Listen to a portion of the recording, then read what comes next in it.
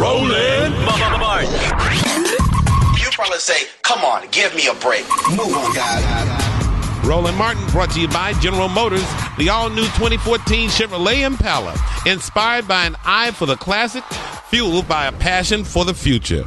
The 2014 Chevrolet Impala, find new roads. From our Washington, D.C. studios, Roland Martin, good morning. Hey, folks, good morning.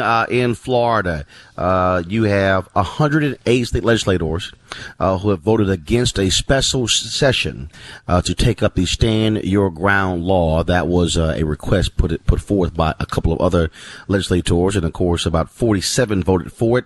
4 did not vote. So, what does that mean?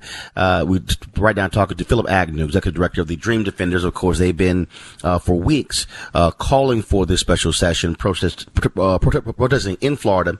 Philip, 108. Overwhelming Florida. They say, look, we won't even consider a special session. What's next? Well, hearing the House Speaker, Will Weatherford, called for a committee hearing for Stand Your Ground the week of September 23rd. So it's there that we'll get our chance to debate Stand Your Ground, and we've always said that Stand Your Ground doesn't have ground to stand on, and so that will be our opportunity to present our case before the Criminal Justice Committee for the House.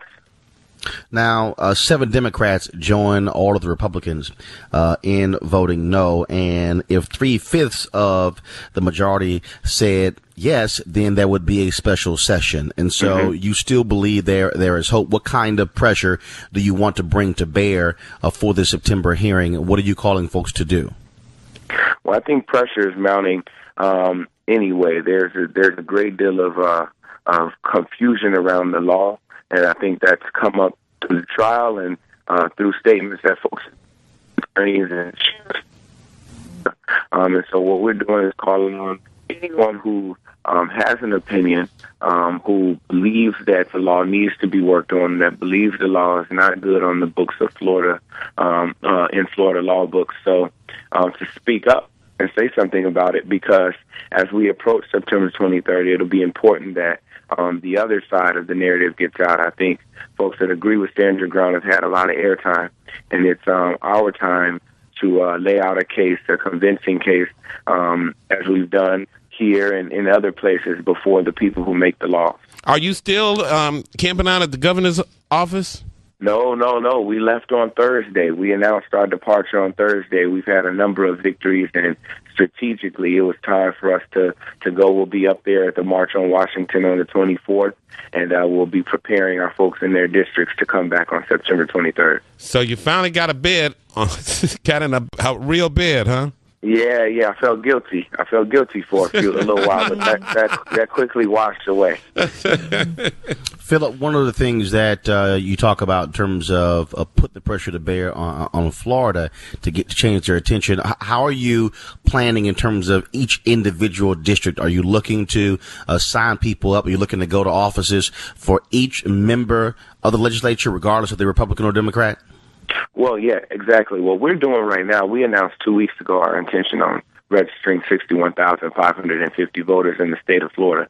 And so we're going to be engaging our young people in their districts to register to vote, and to also remember, we said we'd never forget a Democrat or a Republican that did not stand on the side of justice when called for this special session. We didn't look at it as just a session around Stand Your Ground. It was an opportunity for our lawmakers to represent the people of their district who overwhelmingly do not support it, or to just represent some common sense and want a debate. Just have a debate. It wasn't to say you support it or not. But we've got a lot of lawmakers who are scared of a debate, and so we're going to remember that and really engage our young people leading through 2014 when we have the opportunity to vote and make our voices heard at the ballot box.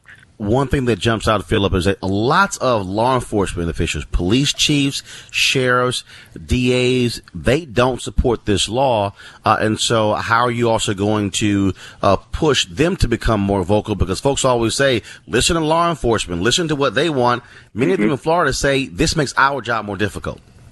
Yeah, well, we've had our Sheriff's Association president announced last week that they supported it unanimously, and then we find out that 10 of the sheriffs weren't there, and they just did an up or down vote, not a roll call vote.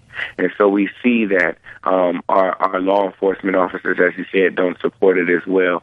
And really, we're going to call on the Broward County Sheriff's Department has issued a statement saying that it needs work, and we're going to call on other folks to just be brave and say something because their voices have been looked to in support of the law, and so it helps our case when they come out and say, hey, this thing needs work.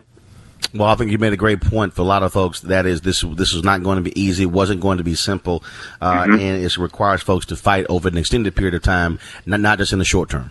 Yes, it's always long-term strategy. Phil Agnew, I can't wait to meet you.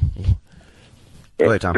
Same here, brother, and I'm looking forward to meeting all of you and working with all of you all in the future. All right. Good luck Philip, to you. thanks a bunch.